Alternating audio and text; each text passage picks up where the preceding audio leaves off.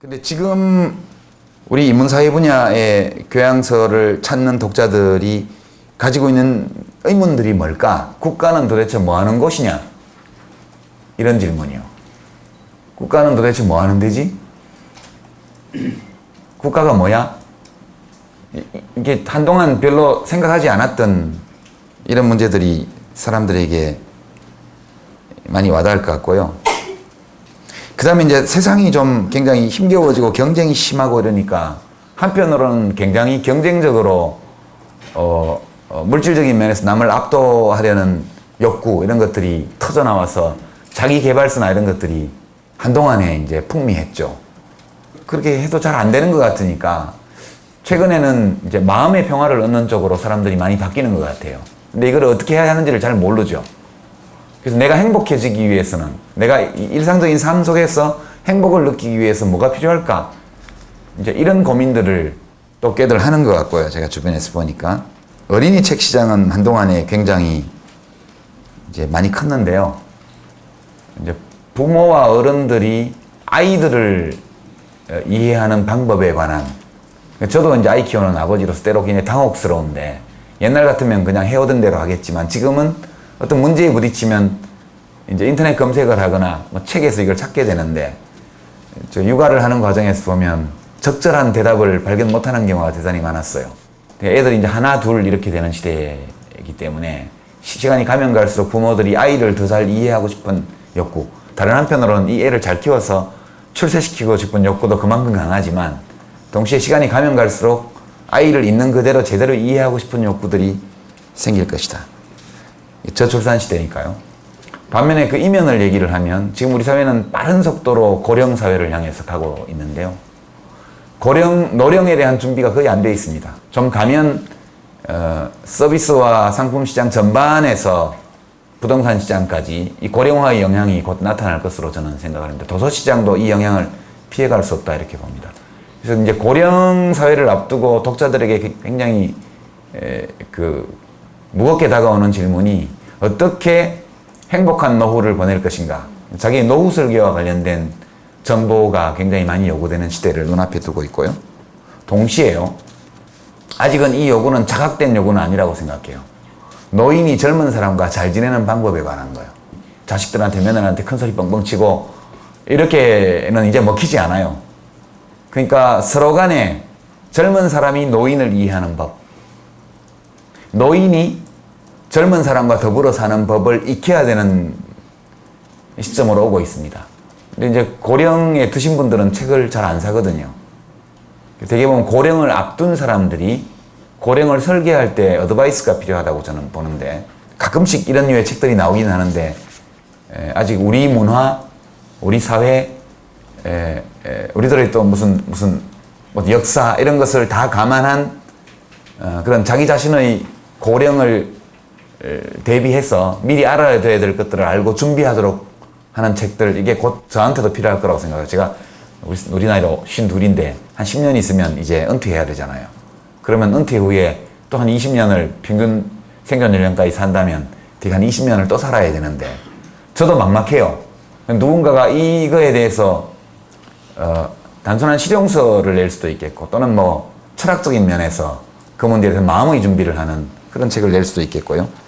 그건 이제 내 자신이 나의 노령에 대해서 미리 이해하고 준비해야 되지만, 동시에 노령에 접어들었을 때 젊은 사람과 어떻게 대화할 건지, 어떻게 관계 맺을 건지, 이것도 매우 중요한 영역이고, 거꾸로 젊은 사람들이 노인을 이해할 수 있게 해주는 것도 매우 중요하다고 생각하고요.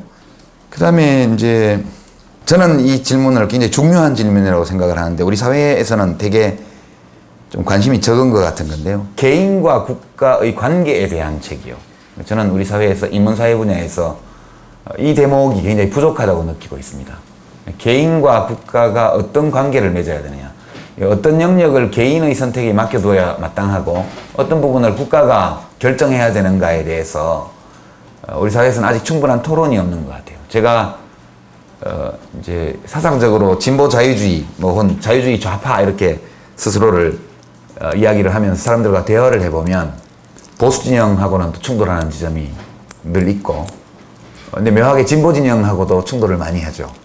보면 저는 우리나라에서는 보수든 진보든 간에 국가주의 성향이 굉장히 강하다. 이렇게 느낍니다. 전체주의 문화가 굉장히 세다. 원래 진보라고 하면 리버럴을 기본으로 깔고 있어야 되는데 우리나라 진보는 별로 리버럴한 것 같지 않다. 사람들의 개성과 다양성을 잘 용납 못하기는 보수나 진보나 비슷한 것 같다. 그런 생각을 합니다. 되게 보수 쪽은 개인의 자유보다는 어떤 국가 안보라든가 국가의 어떤 번영 이런 걸 중시하기 때문에 개인의 개성이나 선택권, 자유 이런 것들 좀 우습게 여기는 경향이 원래부터 있죠. 진보 쪽은 여러 가지 사회적인 문제를 국가가 책임져야 된다는 생각을 강하게 가지고 있어서 동시에 결과적으로 개인의 다양성이나 개성 이런 것들을 마땅치 않아 하는 경향이 또한 있습니다. 그래서 저는 우리나라는 이상하게 보수도 전체주의 성향이 강하고 진보도 전체주의 성향이 강하다. 근데 진짜 공화국이 되려면 리버럴한 개인들이 많아야 한다. 그러니까 이런 거죠. 내 인생 내가 살아. 내가 남한테 피해 주지 않는 한 국가가 나한테 간섭하지 마. 국가는 너 할 일이나 똑바로 해. 이게 제가 갖고 있는 국가와 개인에 대한 기본적인 생각인데요.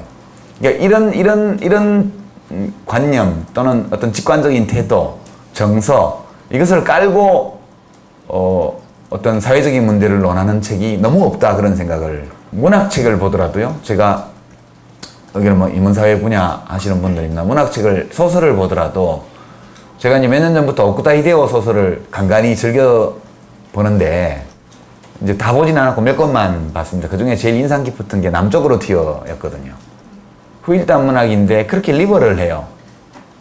그러니까 국민연금 보험료 내라고 이제 수납원이 찾아왔는데 국가의 개라고 욕하는 장면이 소설의 시작이던데 전혀 칙칙하지가 않습니다.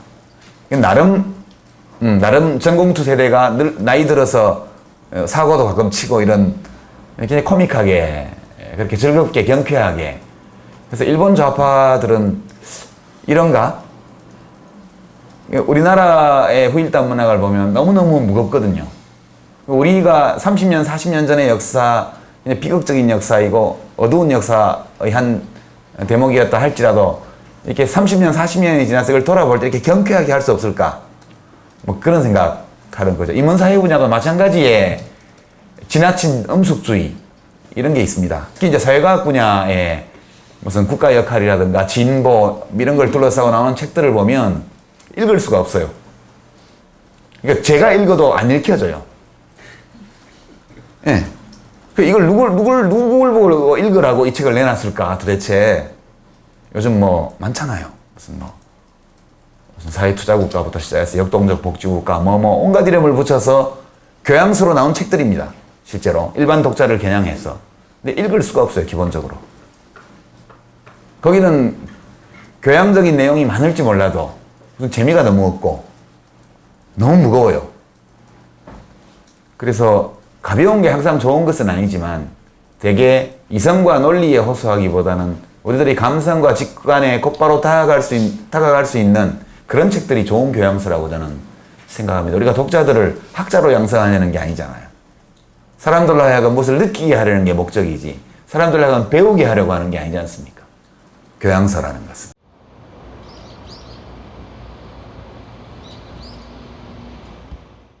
뭐 이런 두서없는 생각들을 많이 해봅니다. 저 같은 사람이 출판 기획하면 잘 안 되겠죠, 그죠?